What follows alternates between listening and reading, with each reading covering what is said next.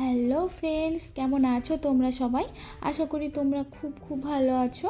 আমার ভিডিওর জন্য অনেক এক্সাইটেড আছো। আজকে তোমাদের সামনে একটা নতুন রেসিপি শেয়ার করব। সেটা হলো চিকেন টিক্কা ক্রিপস। তো চলো শুরু করি। প্রথমে আমি একটা মিক্সিং জার নিয়ে নেব। মিক্সিং জারের মধ্যে আমি 1 কাপ ময়দা অ্যাড করব। ময়দা দেওয়া হয়ে গেলে আমি হাফ কাপ ওর মধ্যে মিল্ক দেব। আমি যে কাপের মিল্ক দেব সেই কাপেরই আর 1 কাপ পানিও অ্যাড করে দেব। পানি দেওয়া হয়ে গেলে আমি একটা ডিম ওর মধ্যে দিয়ে দেব। তারপর আমি পরিমাণ মতো লবণ দেব। আমি এটাকে ভালোভাবে ব্লেন্ড করে নেব। ব্লেন্ড করা হয়ে গেলে আমি একটা মিক্সিং বোলের মধ্যে এটাকে ঢেলে নেব। ঢেলে নেওয়া হয়ে গেলে আমি ওই ব্যাটারটার মধ্যে আমি 2 টেবিল স্পুন টক দই অ্যাড করব। টক দইটা তোমরা আগে দিলেই হতো, যখন ব্লেন্ড করবে ব্যাটারটা তখন দিলেই হতো, আমি তারপরে দিলাম। আমি আবারও একটা মিক্সিং বোলের মধ্যে হাফ কাপ ময়দা নিয়ে নিলাম। তারপর অল্প পানি দিয়ে এটাকে একটা ব্যাটার তৈরি করে নিলাম। আমি এটা পরে কাজে লাগবে, এটা আমি একটা সাইডে রেখে দেব। আমি আবারও একটা বোলের মধ্যে বোনলেস চিকেন নিয়ে নেব 200 গ্রাম মতো। খুব ছোট ছোট টুকরো করতে হবে চিকেনটাকে, খুব বড় করা যাবে না।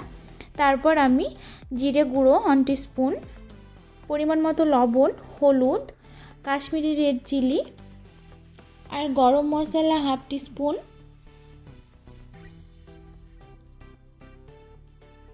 তারপর আমি 1 টিস্পুন টক দই দেব। টক দই দেওয়া হয়ে গেলে আমি চিকেনগুলোকে ভালোভাবে মেখে নেব। ভালোভাবে মিক্সড করা হয়ে গেলে আমি এর মধ্যে আবারও 1 টিস্পুন সয়া সস দেব।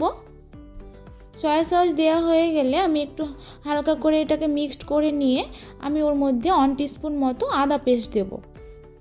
আদা পেস্ট দিয়ে ভালোভাবে মিক্সড করে আমি একটা সাইডে এটাকে রেখে দেব।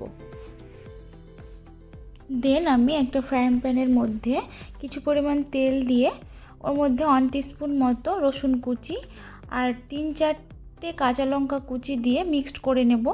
তারপর আমি রেডি করা চিকেনটা ওর মধ্যে দিয়ে দেব। দিয়ে ভালোভাবে এটা মিক্সড করে নিয়ে 90% এটাকে কুক করে নিতে হবে।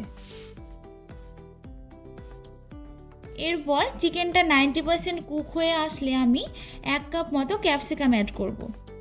ক্যাপসিকামটা দেওয়া হয়ে গেলে আমি ওর মধ্যে 1 কাপ পেঁয়াজ কুচি অ্যাড করব।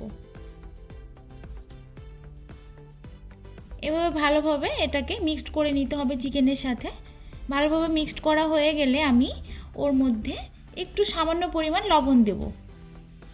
লবণটা চেক করে দেবে, কম বেশি হতে পারে। আমি কিন্তু লবণের পরিমাপটা কমই দিচ্ছি, কারণ সয়া সসে অলরেডি লবণ থাকে, ওই জন্য আমি কম করে দিলাম। এরপর আমি কোচানো ধনিয়া পাতা অ্যাড করে দেব। ধনিয়া পাতা দেওয়ার পর এটাকে আমি 3 থেকে 4 মিনিট কষিয়ে নিয়ে এটা কিন্তু আমি নামিয়ে নেব। দেন আমি চুলাতে একটা ফ্রাইং প্যান বসিয়ে ফ্রাইং প্যানটাকে হালকা গরম করে নিতে হবে। গরম হয়ে গেলে আমি যে ব্যাটারটাকে আমি রেডি করে রেখেছিলাম সেই ব্যাটারের হাফ কাপ ব্যাটার আমি ওই তাওয়ার মধ্যে দিয়ে দেব। এখানে একটা ছোট্ট টিপস, চুলার আঁচটা যেন মাঝারি থাকে, খুব বেশি জোরে দেওয়া যাবে না আঁচটা। এটা 20 সেকেন্ড মতো হয়ে গেলে ওপরটা আমি এটাকে উল্টিয়ে দেব। উল্টিয়ে হালকা একটু কালার চেঞ্জ হয়ে আসলে আমি এটাকে তুলে নেব। আমি সেম প্রসেসে সবগুলো এভাবে করে নেব।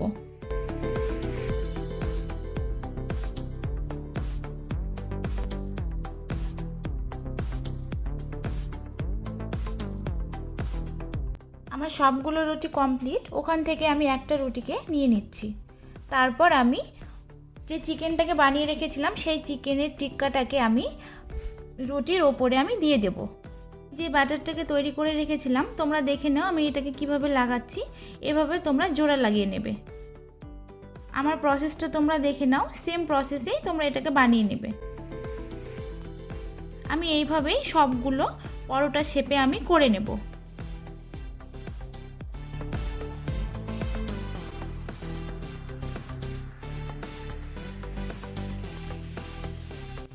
এরপর আমি আবারও একটা ফ্রাইং প্যানের মধ্যে পরিমাণ মতো তেল দিয়ে আমি চিকেন টিক্কা ক্রিপসগুলোকে এবার দিয়ে দেব।